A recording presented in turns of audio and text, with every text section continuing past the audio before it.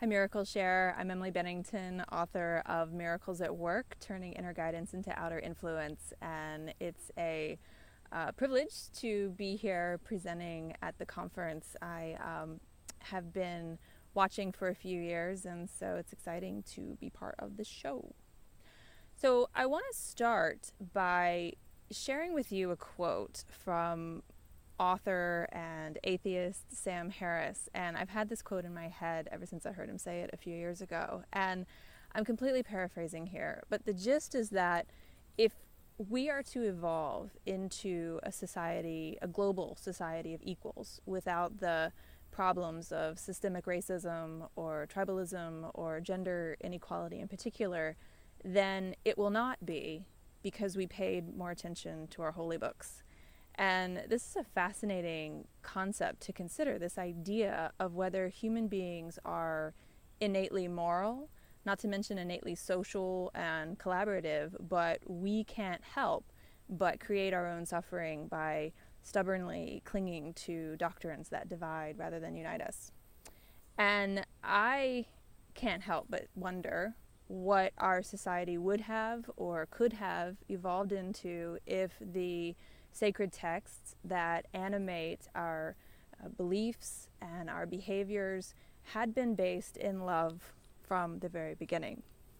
And this is what I believe makes A Course in Miracles so unique, because it is a book. Those of us who study it would say that it's a holy book that is based in love. And it's not a naive or an unsophisticated love. It's a love that recognizes that we aren't just interdependent. There's not just an interdependence with us. There is an inner being. And this, I believe, is not only what makes A Course in Miracles one of the most profound teachings, spiritual teachings of our time, but it's also what gives us students and teachers a unique role to play in the healing of the world that must occur. Otherwise, we will continue to go down this fruitless path of heartbreak and tremendous amounts of needless suffering. It is tragic, it is inexcusable, and it is unsustainable that so much of the pain that we create for ourselves stems from the very faith that is supposed to heal us and could heal us still if we understood at the core level that we aren't just like each other. We are each other. And in order for that to happen, our collective conversation needs to evolve from this notion that we'll all be okay if we can just tolerate one another to a place where we stop viewing each other as others. And so I think it's worth considering the fact that as students and teachers of A Course in Miracles, that we take very seriously our responsibility, as the Course says, to stand for the alternative. And this means demonstrating that there is a, quote, better way, and not dig so much into being right, but being happy.